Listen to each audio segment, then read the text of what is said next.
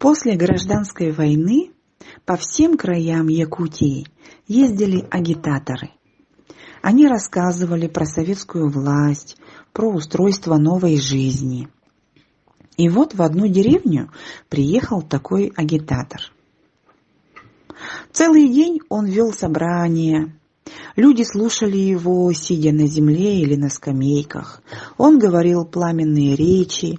После этого все пели революционные песни. Вечером начальники подошли к нему и предложили переночевать каждый у себя. Но агитатор им ответил, что ему надо всю ночь готовиться к следующим выступлениям, и поэтому попросился не в жилой дом, а в какое-то казенное помещение.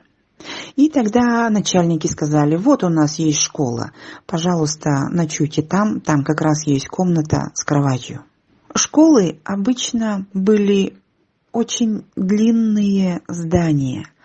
Там был очень длинный прямой коридор, с одной стороны которого были классы. И вот в самой дальней комнате стояла кровать, стол и была жилая обстановка. Дело было осенью, было темно и холодно. Красный агитатор зажег свечу на столе и стал писать свои доклады завтрашние. И вот наступила глубокая ночь. Он слышал звук шагов по длинному коридору. И вот шаги остановились напротив его двери. «Войдите! Открыто!» — крикнул он. Но посетитель стоял. «Очень застенчивый человек, наверное, по личному вопросу», — подумал агитатор. «Войдите!» Но посетитель как будто мялся. Потом развернулся, и его шаги утихли вдали. Целый день агитатор вел лекции, разговоры с населением, отвечал на вопросы и часто повторял: если у кого есть личные вопросы, пожалуйста, обращайтесь, я живу в школе. День прошел в работе, и вот поздно ночью опять агитатор сидит при свете свечи и пишет завтрашние свои лекции. И опять в самый поздний темный час ночи он слышит шаги, которые идут по коридору. Он стал прислушиваться к ним. Он узнал вчерашнего посетителя. Шаги были тяжелые, и он услышал звук, как будто это были сапоги с подковами. И к этому звуку еще примешивался звук брецания железа. Агитатор напрягся, шаги подошли к его двери. «Войдите! Открыто!» — сказал он. Посетитель стоит недвижно. Потом агитатор услышал, как будто посетитель в темноте шарит рукой по стене, по двери, как будто ищет дверную ручку. Тут агитатор напрягся, вытащил пистолет и положил рядом с собой. «Войдите! Открыто!» — еще раз крикнул он. Но посетитель шарил рукой по двери, видимо, не смог найти ручку. Развернулся и опять ушел, бряцая железом. Агитатор был в большом волнении и смущении. Он не знал, как поступить. Днем, когда агитатор вел свои лекции, проводил беседы, он внимательно вглядывался в людей, чтобы приметить, кто мог приходить к нему ночью, и поглядывал на их обувь, чтобы заметить, у кого есть сапоги с подковами. Но таких, как будто он не смог заметить среди местных жителей. И вот снова наступает ночь. Это была ночь перед отъездом агитатора из этого села. Но он уже подготовился. Он уже не писал свои работы, но просто ждал этого ночного посетителя.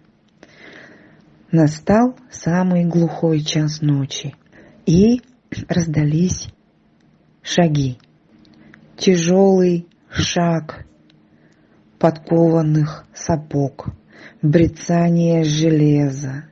Опять ночной посетитель подошел к двери, шарил рукой по двери и по стене, но не смог, наверное, опять найти ручку дверную. Развернулся и стал уходить. В этот момент агитатор взял с собой пистолет, тихо-тихо открыл днем смазанную маслом дверь, чтобы не скрипела, и на цыпочках пошел за звуком этих странных шагов. Шаги прошли сквозь входную дверь, но агитатору пришлось ее открыть. Огромная дверь заскрипела и хлопнула за ним. В кромешной тьме поздней осени звуки шагов со звоном железа были хорошо слышны.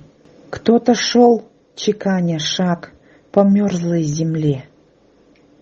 Агитатор крался за ним, ориентируясь по звуку. Шаги шли по улицам деревни и вышли за ее пределы. И в какой-то момент звук шагов прекратился. Агитатор, прибежав к тому месту, не видя ничего вокруг, он снял шапку и повесил на стоящее рядом деревце. Кое-как агитатор нашел обратную дорогу до школы в кромешной тьме. И утром он первым делом пошел искать свою шапку. По дороге его встретил местный начальник. Начальник присоединился к агитатору в его утренней прогулке. Агитатор шел и был очень рассеян, а начальник что-то говорил, но в конце концов заметил, что агитатор его почти не слушает. «А что случилось?» – спросил он его. И вот агитатор заметил свою шапку, которую оставил ночью. Шапка висела на обочине дороги посреди пустыря. Растерянно оглянувшись вокруг, агитатор тихонько признался начальнику в том, что случилось с ним в эти ночи.